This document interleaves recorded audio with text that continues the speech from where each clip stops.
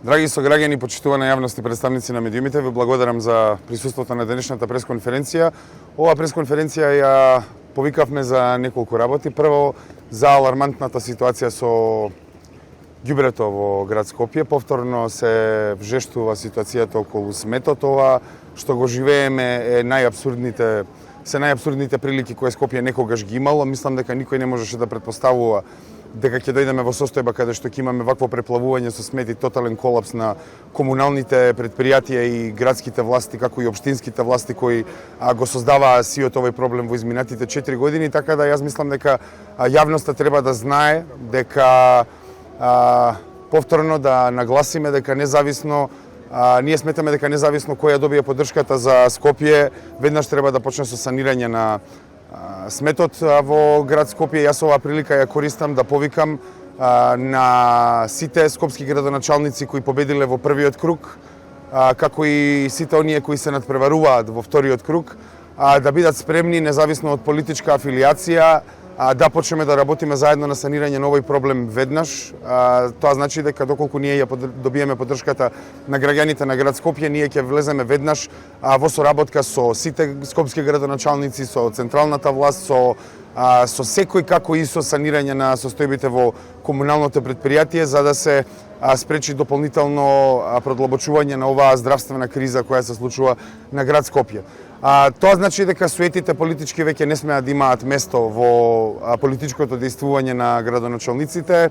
Ние сме многу мала држава, јас понекогаш сметам дека ние сме многу мала држава за да имаме волку голема политика. Ние имаме политика како нуклеарна сила да сме, а не како да сме 2 милиони народ кои може да се договорат, може да разговараат, но нашите политичари досега биле крајно суетни, затоа имаме ситуација како оваа ситуација во Скопје која ја доживеавме во изминатите 4 години, но и во многу други места и на други нивоа во Република Македонија. Тоа мора да прекине. Треба да прекине перцепцијата за политичарите во Република Македонија како некоја абстрахирана елита која нема допир со граѓаните, затоа што градоначалниците пред се биваат избрани од народот на нивните општини, од нивните заедници, за да ги представуваат непосредно интересите на заедницата. А заедницата се случува помеѓу нас. Таа е во нашиот комунален простор, во просторот во кој што живееме, така да со ова што се случува со сметот, ние имаме апсолутен крах на локалната власт. Каде се причинителите, многу можеме да разговараме. Едните посочуваат прст кон едно нешто, другите кон друго нешто, но факт е дека 4 години локалната власт беше во рацете на ВМРО ДПМН во скопските општини, како и на ниво на град Скопје.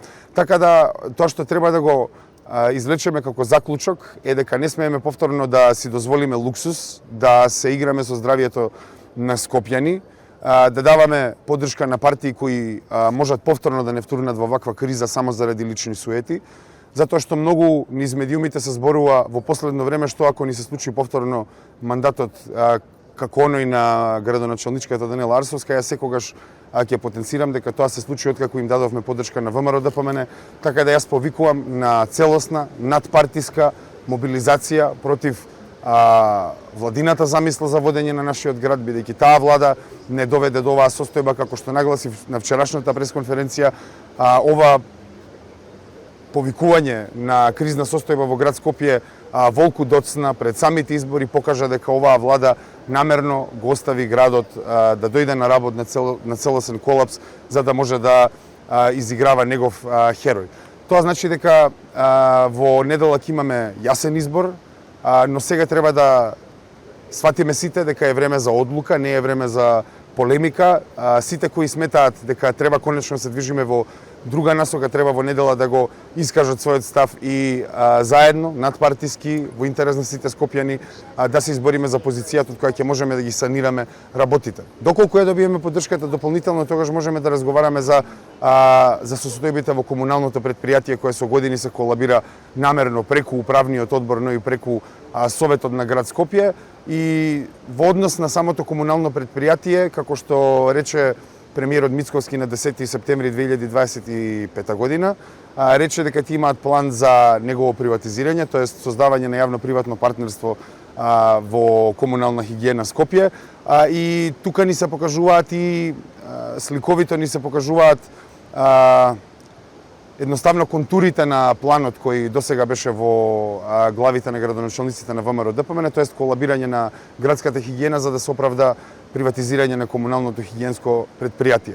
Ние тоа нема да го дозволиме, ние сметаме дека комуналното хигиенско предпријатие треба веднаш да се окрупни во неговите капацитети, во неговата механизација, во условите за работа на луѓето и веднаш едно посилно предпријатие да настапи на улиците на град Скопје и да одржува хигиената во континуитет на вистински начин.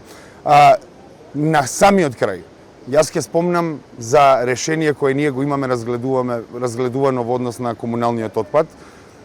Го ставив за крај за тоа што скопјани се резигнирани од ова дередже на кое се наоѓаме. Тоа значи дека скопјани прво бараат итно да се исчисти сиот смет од нивните улици и гледаат дека градските власти тоа не го прават, така да нивните очекувања од градската власт се минимални и основни. Но откако ќе се исчисти сето тоа ѓубре, ние сметаме дека постојат иновативни научни методи кои веќе се користат во некои градови во Европа. Ние имаме стапено со некои странски експерти кои работеле со оваа технологија и има можност во град Скопје да се донесе технологија за преработка на комуналниот отпад во смеса која потоа служи за вадење на деривати на гориво. Што значи тоа? Дека, например, за Вардариште, за сиот смет кој се наоѓа на Вардариште и со кој е контаминирана и почвата на Вардариште, што предпоставува дека не може да се направи парк во однос на тоа што мојот против кандидат го зборуваше, за Вардариште може да се направи централа од 720 метри квадратни, која би чинела 6 милиони евра и би го преработила сиот тој комунален отпад и сиот комунален отпад понатаму кој може да се наоѓа на дивите депонии во град Скопје. Во однос на Дрисла исто така не треба да се приватизира, туку да се окрупнува незиниот капацитет, па затоа за Дрисла може да се изгради централа иста ваква, софистицирана со затворен систем за преработка на комуналниот отпад во деривати на гориво од 60 милиони евра. И така треба да се модернизира Дрисла, а не да се гледа на незино приватизирање. Затоа, за скопјани ги повикувам да ја канализираат ова нивна згаденост со градот во одлука на 2 ноември, затоа што некој има дозволено да дојдеме до овие состојби, некој сакаше да дојдеме до овие состојби и некој сега мисли дека политички ќе профитира од тоа што на нас здравието ни е загрозено, но сето тоа треба да го претвориме во одлука. Одлука која ќе го врати градот на нормала, ќе го врати градот таму каде што треба да биде, а тоа е на едно рамниште кое одговара на нашиот заеднички живот. Така да во следните денови повторно ќе имаме тематски пресконференции како што ќе се развива кампањата за вториот круг. Дали имате прашања?